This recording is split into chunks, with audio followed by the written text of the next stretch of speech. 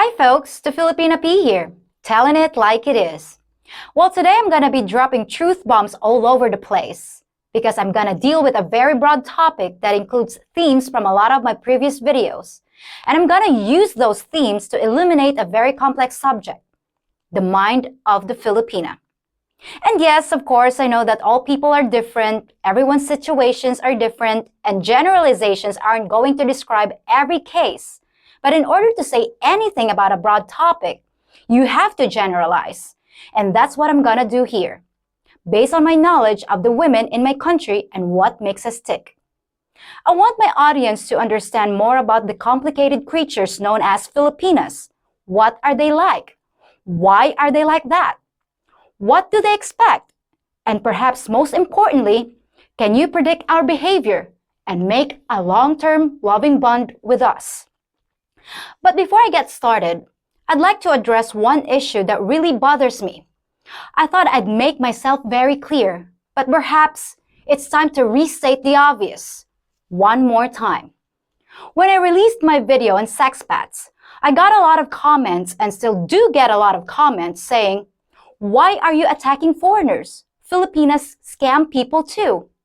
And then when I release my scammer video, I get just as many people saying, "Why do you hate Filipinas?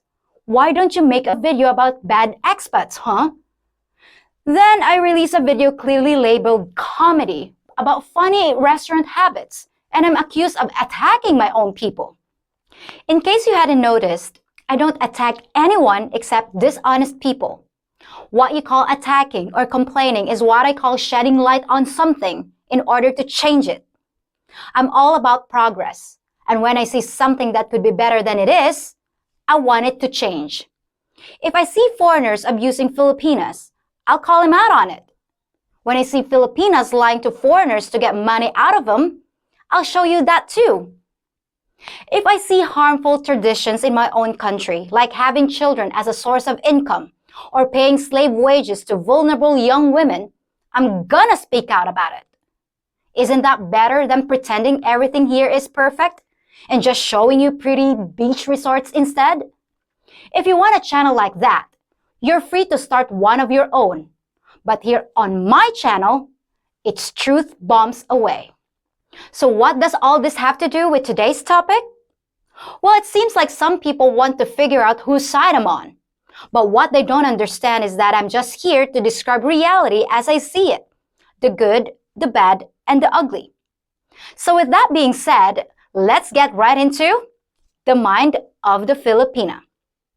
Now, just like any other demographic, Filipinas have pros and cons, good traits and bad traits that are different from many of the Western women in your countries. Here are some of our best traits. We tend to be very patient and very caring to those we love. We make good mothers and we can make great partners that have your back. We don't need a lot of material things to make us happy. We tolerate your imperfections and we really don't nag that much. We take care of our appearance and prefer to look more feminine. We don't often start arguments and we shy away from conflict.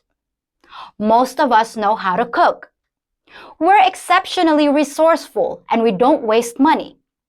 We don't make a lot of demands or have unrealistic expectations. Those are, generally speaking, our best traits. But do those things make us good people or just products of our environment? Now for the things that aren't particularly good or bad, they just are. We love to gossip. And any juicy secret that a Filipina overhears will usually make its way around town at a speed that would put AT&T to shame. Literally.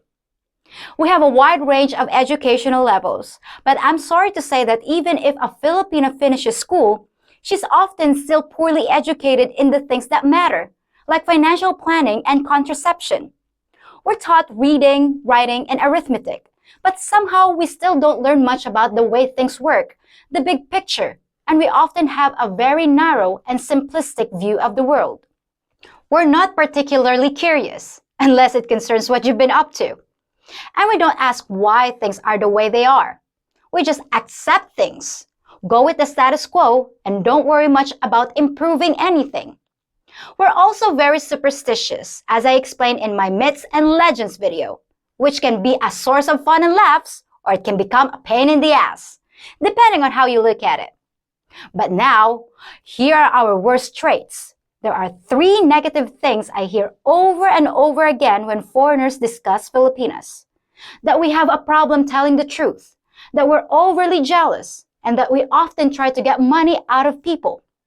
Yes, generally speaking, in my opinion, those things are all true. But does that mean that Filipinos are bad people? Or are these cultural issues that have become personal and relationship issues? So now that we've discussed what Filipinos are like, let's dig a little deeper and talk about why they are that way. People are products not only of their biology, but of cultural and economic forces that shape their beliefs and behaviors. So to truly understand the mind of the Filipina, we have to look at the forces at play here. As far as having trouble telling the truth, I covered that subject in the video called The Question of Honesty. Now I'm not making excuses for it. I think all deception is wrong, but it's a cultural thing here. People want to avoid conflict, try to save face, and they'll omit things and downright lie in order to do that. So a Filipina has already been raised in a culture where the truth is a little more flexible for them. And when they tell lies, they justify it to themselves and don't have a big problem with it. Is that wrong? Yes, but that's why they do it. But what about scamming, where a Filipina tells you a blatant lie in order to extract resources from you? Why do they do that? And why don't they feel horrible about it? Well, one time I was talking to an American guy, and he was telling me about the time he bought a TV from Walmart and dropped it as he carried it into his house and apparently broke it. He just took it back to the store and said it didn't work, and they replaced it for him. I asked him if he felt bad about doing that, and his answer was very enlightening. He said he didn't feel bad at all because Walmart is a huge corporation worth billions of dollars, and they wouldn't even notice a little thing like a TV. Was he being deceitful? Yes. Was he a bad person? He was certainly wrong in this case, in my opinion. But other than that, he always seemed like a decent man to me. Well, I hate to tell you this, guys, but Filipinas often look at you foreigners the same way my American friend looked at Walmart.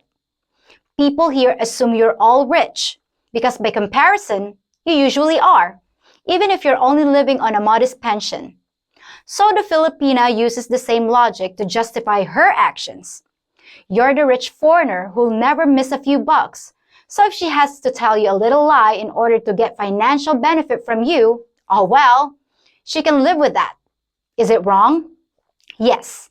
Am I making excuses for it? No. I'm just telling you what they're thinking when they do it. Does it make them bad people? That's something you have to decide. Now let's touch on the jealousy thing. Yes, Filipinas are notoriously jealous. If they so much as get one whiff of another woman sniffing around their man, even one they haven't met in person yet, they can become irrationally insecure, as I explained in my Crazy Ninja Tactics video. Sometimes they end up ruining what they're trying so hard to protect. But why? Well, the reality of the situation is this. It's a scarcity mindset. Good men just aren't that easy to find. It's like a bunch of women fighting over the last Gucci handbag at a Black Friday sale. Every woman standing there knows they all want it. And the woman that pushes the hardest and isn't afraid to knock other women out of the way is the one that's got the best chance of getting her hands on that bag. In this scenario, you are the Gucci. And in this country, finding a quality man who's also financially stable is just as rare, and a woman will panic if she thinks you'll be going home slung under the arm of some other lucky lady. A Filipina instinctively knows that it's a numbers game. Simple supply and demand. She's part of a large supply and you're in demand. So when she sets her sights on you, she wants to make sure that you've only got eyes for her. It's this situation that creates a lot of the jealousy and craziness that Western guys find so irritating or endearing, depending on your point of view. But now let's dig even deeper still and get to the real root of things, the basic forces that act on a Filipina to make her think the way she does in the first place. Obviously, a good place to start is with poverty. People here don't have a lot, and their options for finding security are very few. Poor people can be desperate people, and desperate people will bend the rules when it comes to the things like honesty and asking for money. It's not surprising, and it doesn't necessarily make them bad people. It just results in bad actions. Add to the issue of poverty, the issue of indebtedness, which I explained in my video about the tradition of utang na loob, where Filipinas are, some would say, brainwashed from birth into believing that their primary loyalty is to the well-being of their family, not to you.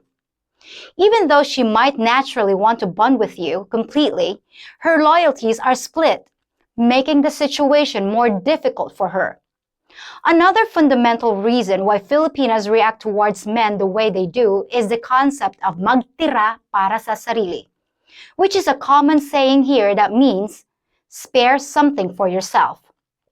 Even though this may sound like horrible advice to Westerners, Filipinas are actually encouraged not to love someone 100%, so that when the man leaves, she won't be destroyed by grief. Talk about setting yourself up to fail. And why are Filipinas always worried about men leaving them? Because the men in their lives may not have been the best role models. Domestic violence is common here. Men often impregnate women and then run away, and some Filipinas don't even have healthy relationships with their own fathers, who in our culture don't frequently tell their daughters that they love them.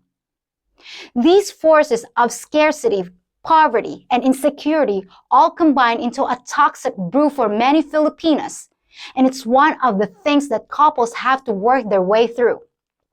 So can you form a loving, healthy, long-term bond with a Filipina? Of course you can, especially once you have a good idea of what you're dealing with. My best advice to any man who wants to partner with a Filipina is first to sit down with her and tell her exactly what you expect from her, behavior-wise, and also what she can expect from you. Then do everything in your power to assure her that you're not going to leave her, especially in the beginning of your relationship. Don't even tease her about other women or let her think that you're texting other women. You don't need to provoke a Filipina's jealousy. That will backfire on you. Remember, she's half expecting you to leave her anyway. And the way to defeat that mindset is show her that you're not like others, which will take time and consistency from you. But remember those good qualities I listed at the beginning? Well, if you're honest and transparent with your Filipina, you'll unlock all those wonderful things and more.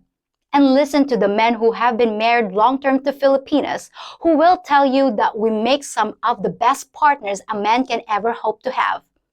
You just have to treat us right, make us feel secure, and understand the mind of the Filipina. Till next time, folks.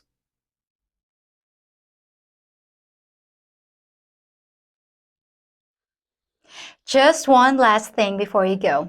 If you think about it, I'm kind of like your bartender, listening to your comments and questions, giving you advice when I can, and brewing up some intoxicating content for your enjoyment. The only thing I ask in return is a small tip in the form of a thumbs up on this video, subscribing to my channel, sharing this video with friends, and hitting the notification bell so you know when your next round has been poured. I promise, it'll only take 10 seconds to do, and your tip will make my day. You wouldn't want to shaft your bartender, would you? And for last call, why not enjoy some of my other videos too? See you real soon!